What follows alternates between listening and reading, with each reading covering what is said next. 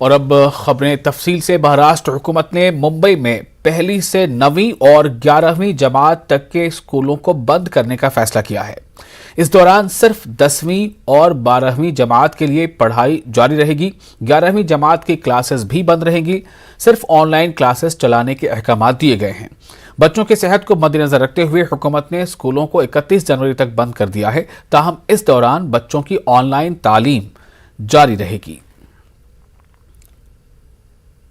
ही संख्या बढ़ रही है, तिगनी चौगनी संख्या बढ़ रही है रुग्णों की, और इसमें बच्चे लोग 16% बच्चे लोग बाधित हो रहे। ये देखने के बाद एक निर्णय हुआ है 4 जनवरी से 31 जनवरी तक स्कूल बंद रहेगी, ऑनलाइन स्कूल चालू रहेगी, और जो वैक्सीन देना है 15 से 18 तक वो उनकी बर्थ डेट देख के उनका सर्दी खांसी खोखला नहीं है करके उनको स्कूल के माध्यम से लसी केंद्र पे उनकी वैक्सीनेशन हो जाएगी।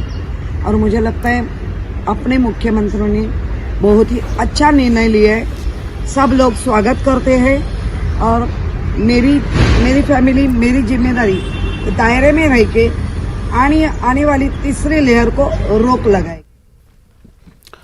मालेगांव शहर में 6 सेंटरों पर 15 से 18 साल के बच्चों को वैक्सीन लगाई जा रही है। स्टूडेंट्स बड़ी तादाद में टीका लेने पहुंचे। 11वीं और 12वीं में ज़ेर तालीम शहर के कॉलेज और स्कूलों के बच्चों के लिए खुसूसी कैंप भी लगाए गए हैं। वैक्सीन लेने वाले इन बच्चों ने मसरत का इजहार किया। यहाँ पे लगाए हुए हैं पूरे मालेगांव कॉर्पोरेशन के अंतर्गत। उसमें 2 कॉलेज है जो शहर के बड़े कॉलेज है, एक एमएसजी कॉलेज और दूसरा जो है केबीएच कॉलेज। यहाँ पे अभी विद्यार्थी जो है बहुत बड़ी तादाद में यहाँ पे मौजूद हुए हैं और हम लोग कोशिश यही करेंगे कि जितना ज़्यादा से ज़्यादा लसीकरण होगा उतना। ये एमएसजी कॉलेज का स्ट्रेंथ जो है वो 2200 का है, तो उसमें से शायद हो सकता है आज 1000 तक हम लोग करने की कोशिश तो तुरंत कर लेंगे। मैं 11th में हूँ, कॉमर्स साइड है मेरी। मैंने आज वैक्सीन का फर्स्ट डोज लिया है, मुझे बहुत अच्छा लग रहा है। मैं सभी को यही बोलूँगी कि सब लोग वैक्सीन ले ले। मालेगांव के लिए सब बचने के लिए वैक्सीन ले लीजिए। मैं 11 कॉमर्स में हूँ। आज मैंने अपना वैक्सीनेशन का पहला डोज लिया है और मुझे बहुत अच्छा लगा कि मैं कोरोना से बचाव की तरफ बढ़ रही हूँ। और मैं सभी से यही कहना चाहूँगी कि सभी लोग वैक्सीनेशन का डोज ले लें, किसी भी तरह की घबराने की बात नहीं है। और अब बात महंगाई की। सब्जी तरकारी की खरीदारी भी अब आम आदमी की दस्तरस से दूर होती जा रही है। बैगन को गरीबों का चिकन कहा जाता है, लेकिन इसी बैगन की कीमत अब 100 रुपए के पार हो चुकी है। जी हां, औरंगाबाद की सब्जी मंडी में बैगन 120 रुपए फी किलो फरोख्त हो रहा है। ऐसा ही कुछ हाल गंवार की फली का भी हो चुका है। गंवार की फली की कीमत 80 रुपए फी किलो हो गई है। ग्राहकों का बजट गड़बड़ा गया है, जबकि व्यापारी कह रहे हैं कि मौसम की तब्दीली का असर सब्जियों की कीमत पर पड़ रहा है। अगर अभी फिलहाल देखेंगे, देखो मैं ये बैगन अभी जस्ट रेट पूछा उनको तो 30 रुपये पाव बता रहे हो। तो एक किलो का अगर रेट देखेंगे अभी तो 120 रुपये पर किलो हो रहा है। तो ऐसे अगर भाजियाँ महंगी रहेंगी तो आगे कैसा गुजारा चलेगा, और जो मिडिल क्लास फैमिलीज़ वगैरह है तो वो कैसे जिएंगे। और टमाटे का रेट अगर देखेंगे तो अभी टमाटे का रेट क्या है भैया, 50-60 रुपये पर किलो अगर है अभी। तो ऐसी परिस्थिति में मतलब मिडिल क्लास फैमिलीज़ कहाँ पे जाएंगी। बैंगन का भाव आज 30 रुपये पाव किलो है और पहले ये भाव हुआ करता था 10, 15, 20, इसके ऊपर भाव नहीं था बैंगन का, लेकिन आज वो 30 रुपये है बैंगन। जी काफ़ी बढ़ गए। पहले तो मतलब मेरे ख्याल से 15 रुपये वगैरह पाव थे, अभी डबल रेट हो गया ऑलमोस्ट। तो अभी हो सकता है because of weather and all, उसकी वजह से शायद से रेट बढ़ गए हैं, लेकिन मुझे नहीं लगता इतने भी बढ़ने चाहिए। ऑलमोस्ट डबल हो गया है। ये पहली बार हो गया है इतना। ये क्लाइमेट, ये वातावरण की वजह से माल का बहुत शॉर्टेज आ गया। ये मौसम में 30 या 40 रुपए किलो बैंगन बिकता हर साल। अभी ये क्लाइमेट की वजह से सब नुकसान हो गया, उसके वजह से सब ये महंगाई हो। मरकजी तरक्याती प्रोजेक्टों के मामले में औरंगाबाद शहर को फिर एक मर्तबा नजरअंदाज कर दिया गया है। पिछले कई बरसों से औरंगाबाद में रेलवे पिटलाइन के क़याम का मुतालबा किया जा रहा था, लेकिन पिटलाइन औरंगाबाद में कायम करने की बजाय ये प्रोजेक्ट रेलवे वजीर ने जालना को दे दिया है। राव साहब दानवे के इस इक़दाम की MP इम्तियाज़ जलील ने सख्त मजम्मत की और DPDC की मीटिंग में इस मुद्दे को उठाया। MP जलील ने औरंगाबाद के साथ सौतेला सलूक करने का बीजेपी पर इल्जाम आयद किया है। वाज़ेह है कि रेलवे पिटलाइन की तनसीब की सूरत में औरंगाबाद रेलवे स्टेशन पर ट्रेनों की तादाद में इजाफे का इम्कान था। जो औरंगाबाद के लिए पिछले कई सालों से एक पिट लाइन की डिमांड कर रहे थे, वो पिट लाइन अब रेलवे जो मंत्री है दानवे साहब, वो उन्होंने अपने चुनावी क्षेत्र के अंदर, अब हम उनसे ये सवाल करना चाहते हैं कि दानवे साहब आप देश के मंत्री हैं या जालना के मंत्री हैं। अब मेरा ये सवाल है भारतीय जनता पार्टी वालों से कि आप इस बारे में क्या फैसला लेने वाले हैं।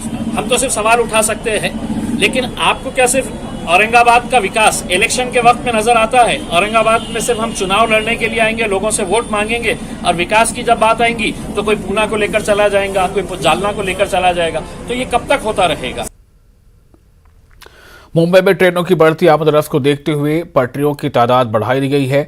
4 की बजाय अब यहां 6 लेन पटरियां बना दी गई हैं। ये काम CSTC कलवा तक और देवा से कल्याण स्टेशन तक बहुत पहले ही मुकम्मल हो गया था, लेकिन मुंब्रा में खाड़ी, सुरंग और पहाड़ियों के सबब इजाफी 2 लाइनों का काम इंतहाई सुस्त रफ्तार से चल रहा था। 2006 में इन कामों का आगाज हुआ था, अब जाकर यह काम मुकम्मल हुआ और आइंदा माह फरवरी से इस नई 5वीं और 6ठी लाइन पर लोकल ट्रेन दौड़ने लगेगी।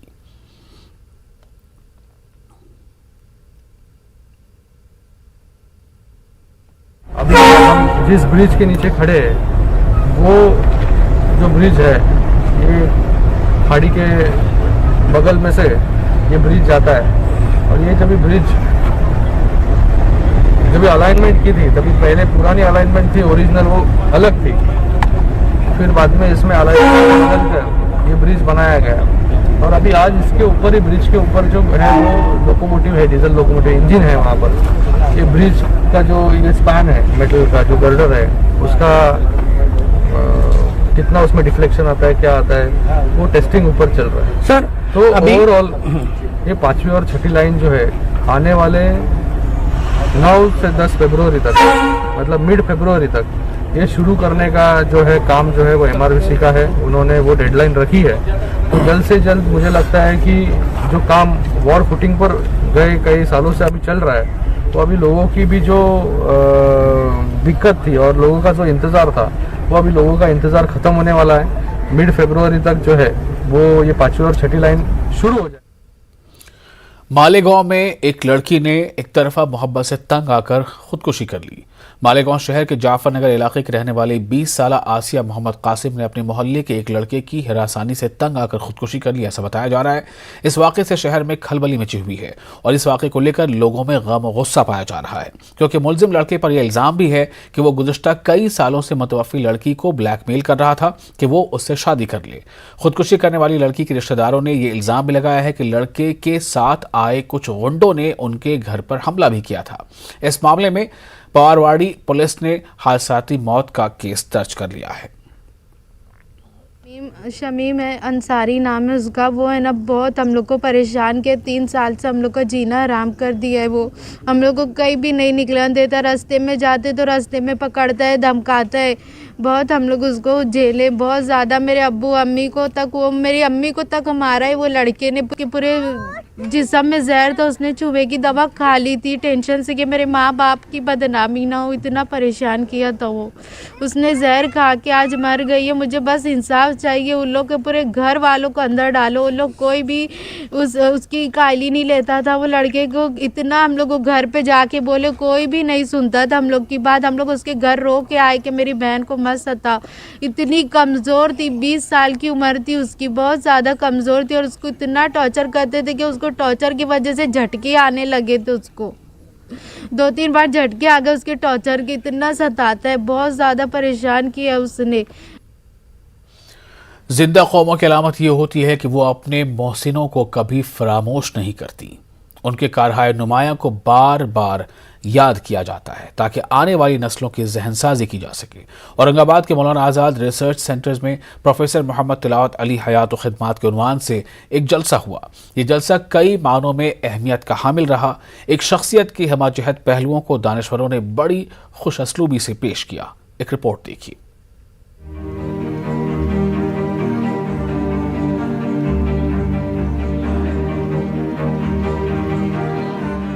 औरंगाबाद शहर का दानिश्वर तबका मुहिब्बान उर्दू और इल्मदोस्त हजरात एक ऐसे शख्स की याद में जमा हुए जिसने मोहसिन मिल्लत सर सैयद अहमद खान के तालीमी मिशन को औरंगाबाद में पूरी दयानतदारी से परवान चढ़ाया। कौम के इस मुखल्लिस खादिम का नाम है प्रोफेसर मोहम्मद तिलावत अली। प्रोफेसर तिलावत अली चाहते तो अपनी मुलाजिमत के जरिए आसूदा जिंदगी गुजार सकते थे, लेकिन कौम के तय तड़प ने उन्हें कभी चैन से रहने न दिया और यही तड़प सर सैयद कॉलेज के क़याम की शक्ल में सामने आई। 3 दहाइयों कबल बेसरो सामानी के आलम में औरंगाबाद के पसमानदा इलाके में जिस इदारे की बुनियाद रखी गई थी, आज उसी सर सैयद कॉलेज से हजारों तुलबा व तालिबात फैज हासिल कर रहे हैं। सर सैयद कॉलेज का क़याम जिस इलाके में अमल में आया, वो इलाका कल भी बहुत पसमानदा था और आज भी बहुत पसमानदा है, क्योंकि वहाँ पर पढ़ने वाले तुलबा एडमिशन की फ़ीस तक नहीं दे सकते। तिलावत साहब ने बग़ैर एडमिशन की फ़ीस के उनका दाखिला कराया। तिलावत अली साहब शुरू से ही प्रैक्टिकल आदमी थे। उन्होंने एक अखबार निकाला, बाज़गश्त दक्कन के नाम से निकाला। उन्होंने एक लाइब्रेरी कायम की बच्चों को, मौलवी अब्दुल हक लाइब्रेरी। इसका मकसद ये है कि नॉलेजेबल पर्सन पैदा करना है। गुर्बत की सतह में जो है उनको गुर्बत से निकाल कर उनको इल्म से आरास्ता करना, खाली डिग्रियां दिलाने वाला नहीं था। ये बड़ा कारनामा था तिलावत अली साहब का। अब ऐसे लोग बहुत कम पैदा होते। सर सैयद कॉलेज और NCPOL के इश्तराक से मुनक़िदा इस जलसे में प्रोफेसर मोहम्मद तिलावत अली की शख्सियत के गोनागोन पहलुओं पर रोशनी डाली गई। दानिश्वरों ने उन्हें सच्चा मुहिब्बे कौम और सर सैयद सानी करार दिया। प्रोफेसर मोहम्मद तिलावत अली की जहद मुसलसिल अनथक तगोदू का जिक्र भी किया गया, लेकिन इल्म का परचम बुलंद करने वाले इस मर्द मुजाहिद को जिन दानिश्वरों, नामसाइद हालात और अपनों की बेगानगी का जो सामना करना पड़ा, इस पर किसी ने लबकुशाई नहीं की। तिलावत अली साहब अपनी ज़ात में एक अंजुमन थे। अल्लाह मियाँ जब किसी शख्स से किसी ख़ास मैदान में काम लेना चाहता है तो उस तरह से उसकी तरबियत भी करता है। तिलावत भाई के जो ख्वाब थे, अगरचे कि वो इनफरादी ख्वाब थे, लेकिन उस इनफरादी ख्वाब में भी एक इज्तिमाइयत उसमें शामिल थी। प्रोफेसर तिलावत अली के कौम के तय इखलास की सबसे बड़ी मिसाल ये है कि 30 साल पुराना कॉलेज आज भी किराए की इमारत में जारी व सारी है। मोहम्मद तिलावत अली जिंदगी भर इस बात के लिए कोशा रहे कि कॉलेज की अपनी इमारत का मसला किसी तरह हल हो जाए, लेकिन इस तगोदू में कौम का ये मुखल्लिस खादिम इस दारे फानी से कूच कर गया। न्यूज़ 18 उर्दू के लिए औरंगाबाद से अजहरुद्दीन की रिपोर्ट। अकोला के M Asghar Hussain junior college में तलबा के लिए टेट की मुफ्त क्लासेस शुरू की गई हैं। इस मौके पर जिला कलेक्टर नीमा अरोड़ा ने तलबा और तलबा से अपील की कि वो मुकाबला जाती इम्तहानात में ज़्यादा से ज़्यादा हिस्सा लें। गरीब और मुतवसत घरानों के बच्चों का ट्यूशन सेंटर जाकर JEE और नीट की तैयारी करना मुश्किल हो गया है। ऐसे में इस इदारे ने मुफ्त में इस तरह की खुसूसी क्लासेस शुरू करके ज़रूरतमंद तलबा की राह आसान की है। सारे कोर्सेज बहुत आसानी से हो सकते हैं। उसके बाद एज फैसिलिटेटर जो भी हमारी कोचिंग यहाँ से प्रोवाइड की जा रही है, that would give you a good platform आगे बढ़ने के लिए। तो मुझे स्टूडेंट्स को यही बताना है कि जो भी कोर्स आप अप्लाई करो, इसके बाद बहुत सारे कॉम्पिटिटिव एग्जाम्स होते हैं, जैसे इन्होंने अभी बोला रेलवे बोर्ड्स होता है, वैसे स्टाफ सिलेक्शन कमीशन होता है, IBPA हो, इतने मल्टीपल डायस्पोरा है जहाँ पर हम लोग सब लोग अपने कोशिश कर सकते हैं कि हमारा जो भी मन से इंटरेस्ट होता है। अमरावती जिले के अंजनगांव सरूरी में मयारी तालीम और तरबियत कॉन्फ्रेंस मुनक़िद की गई है। अंजुमन फ़रोग़ उर्दू सोसाइटी के ज़रिए इहतमाम मुनक़िदा इस तक़रीब में मुल्क के मुख्तलिफ शहरों से माहिर तालीम और मुअज़्ज़ज़ शख्सियात ने शिरकत की। शरीक माहिरीन ने मयारी तालीम और तरबियत के हुसूल से मुताल्लिक़ रहनुमाई की और अक़लियतों में हुसूल तालीम के तईं बेदारी पैदा करने पर जोर दिया। मुकाबले जाती इम्तहानात की तैयारी के हवाले से भी रहनुमाई की गई। इस दौरान अंजुमन फ़रोग़ उर्दू के रूहरमा अब्दुल रज़्ज़ाक़ की आसान इंग्लिश स्पीकिंग किताब का इजरा भी अमल में आया।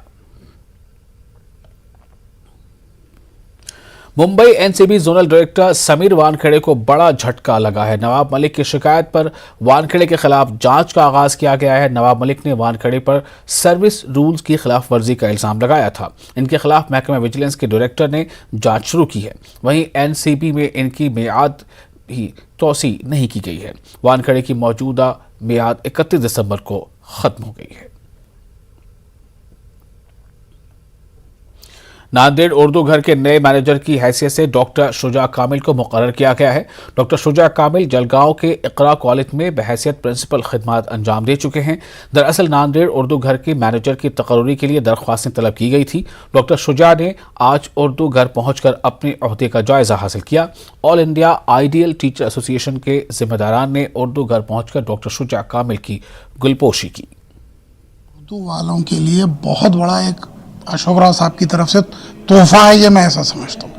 अब हम उर्दू वालों का काम ये है कि इस तोहफे को कितना मैक्सिमाइज करते हुए इस्तेमाल करें, ये हम पर जिम्मेदारी है। जैसे ही मैं रिटायर हुआ प्रिंसिपलशिप के ओहदे से जलगांव से, ये पोस्ट उससे पहले आई थी, तो मेरे पास दूसरे भी बहुत से ऑप्शंस थे ज़रूर, लेकिन चूँकि मैं बेसिकली उर्दू का आदमी हूँ, यशवंत कॉलेज में मैं सदर शोबे उर्दू रहा हूँ 25 साल तक, 5 साल यहाँ मैंने काम किया, तो मैंने सोचा कि क्यों ना ये ऑनररी सही थोड़ी देर के लिए, लेकिन अगर मैं अपने उर्दू की मेरी जो अपनी एक्सपर्टाइज है, जो मेरे अपनी सोच है, जो मेरा अपना विजन है, इस उर्दू घर के ज़रिए मैं अपनी जो माइनॉरिटीज़ स्टूडेंट तक अगर पहुँचा सकूँ, इसलिए ये ओहदे को मैंने कबूल किया। घर में लोगों की गैर मौजूदगी का फायदा उठाते हुए जेवरात चोरी करने वाले ड्राइवर को मालेगांव पुलिस ने हिरासत में ले लिया है। उसके पास से चोरी का माल भी बरामद कर लिया गया है। गुज़िश्ता दिनों डॉक्टर दिलीप भामरे की तमाम अफराद खाना शहर से बाहर गए हुए थे। मकान पर ताला पड़ा हुआ देखकर चोर ने वहां से लाखों रुपए मालियत के सोने चांदी के जेवरात उड़ा लिए। डॉक्टर का मकान अस्पताल की तीसरी मंजिल पर है। अस्पताल के सीसीटीवी कैमरे में चोर की हरकत कैद हो गई थी। चोर को ढूंढ निकालने का चैलेंज कबूल करते हुए पुलिस कामयाब रही है।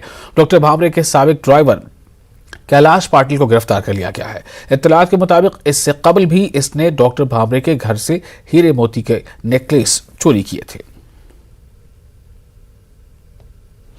और फिलहाल एक छोटा सा ब्रेक लेते हैं। ब्रेक के बाद खबरें कर्नाटक से।